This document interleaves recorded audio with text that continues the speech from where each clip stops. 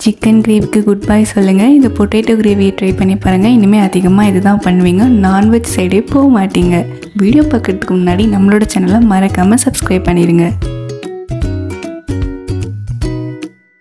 Hello all, welcome to my channel Fajoos vlogs. நம்மளோட சேனலை மறக்காமல் சப்ஸ்கிரைப் பண்ணி ஃப்ரெண்ட்ஸ் அண்ட் ஃபேமிலிக்கும் ஷேர் பண்ணி விட்டுருங்க. பொட்டேட்டோ கறி பண்ணுறதுக்கு 3-4 டீஸ்பூன் அளவுக்கு ஆயில் ஆட் பண்ணிக்கோங்க. ஏன்னா அதை நம்ம பொரிச்சு எடுக்க போகிறோம். இது நம்ம கறி மாதிரி கிரேவி மாதிரி பண்ணுறதுனால இதை நம்ம ஹாஃப் பீசஸாக கட் பண்ண போகிறோம். அதுக்கு நான் பார்த்திங்கன்னா 1/2 kg பொட்டேட்டோ எடுத்திருக்கேன். பொட்டேட்டோ ரொம்ப பொரியணும்னு அவசியம் இல்லை, லைட்டாக அடி பிடிக்கிற மாதிரி பொரிஞ்சாலே போதும். ஒரு 5 மினிட்ஸ் அப்படி பிரட்டி பொரிஞ்சதுக்கப்புறம் அதை ஒரு பவுலில் தனியாக மாற்றி வச்சுக்கோங்க.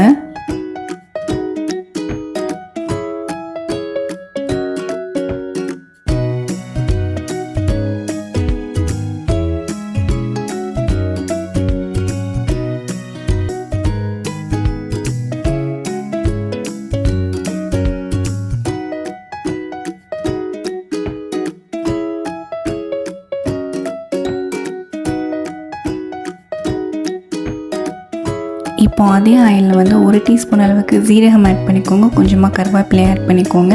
அது கூட 2 காஞ்ச மிளகாவை கிள்ளி போட்டுக்கோங்க.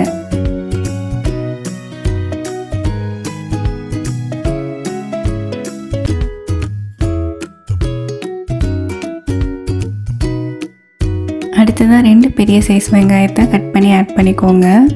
அது நல்லா எண்ணெய் கூட வதங்கினதுக்கப்புறம் 1 டீஸ்பூன் அளவுக்கு இஞ்சி பூண்டு பேஸ்ட் ஆட் பண்ணி ராஸ்மல் போகிற வரைக்கும் நல்லா வதக்கி விட்டுக்கோங்க.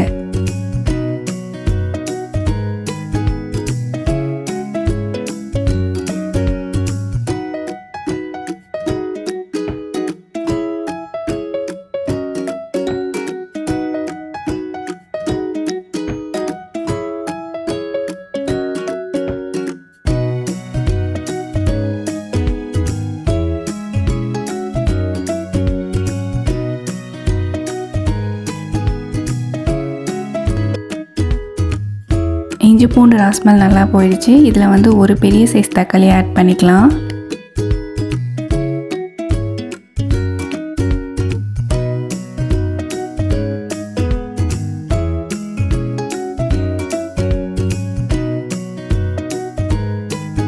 தக்காளி வெங்காயம் எல்லாம் நல்லா வதங்கினதுக்கப்புறம் ஆல்ரெடி ஃப்ரை பண்ணி வச்சுருக்க பொட்டேட்டோ இதுக்குள்ளே ஆட் பண்ணி நம்ம வதக்கி விட்டுக்கலாம்.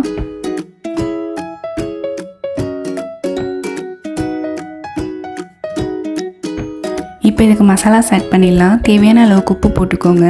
1 டீஸ்பூன் அளவுக்கு மல்லி பவுடர் ஆட் பண்ணிக்கோங்க. 1 டீஸ்பூன் அளவுக்கு மஞ்சள் பவுடர் ஆட் பண்ணிக்கோங்க. 1 டீஸ்பூன் அளவுக்கு ஜீரக பவுடர் ஆட் பண்ணிக்கோங்க. சில்லி பவுடர் தேவையான அளவுக்கு ஆட் பண்ணிக்கோங்க. 1 டீஸ்பூன் அளவுக்கு பெப்பர், 1 டீஸ்பூன் அளவுக்கு கரம் மசாலா, கடைசியாக காஷ்மீரி சில்லி பவுடர் ஆட் பண்ணி நல்லா வதக்கி விட்டுக்கோங்க.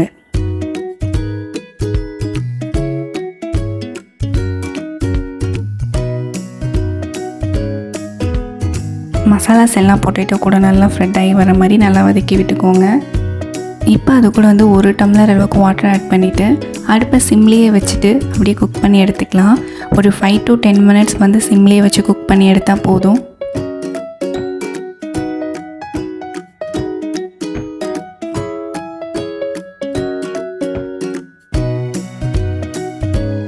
டென் மினிட்ஸ்க்கு அப்புறம் சூப்பராக குக் ஆகி வந்திருக்கு. இப்போ இதில் லாஸ்ட்டாக கொத்தமல்லி இலை தூவி நம்ம சேவ் பண்ண ஸ்டார்ட் பண்ணிடலாம்.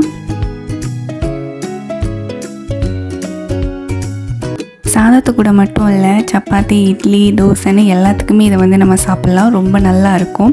ஸோ இது என்னோட ஓன் ரெசிபி. ட்ரை பண்ணி பார்த்துட்டு எப்படி இருந்துச்சுன்னு சொல்லுங்கள். இது மாதிரி இன்ட்ரெஸ்டிங்கான வீடியோஸ் பார்க்குறதுக்கு நம்மளோட சேனலை மறக்காமல் சப்ஸ்கிரைப் பண்ணுங்கள். தேங்க்ஸ் ஃபார் வாட்சிங். See you in the next video.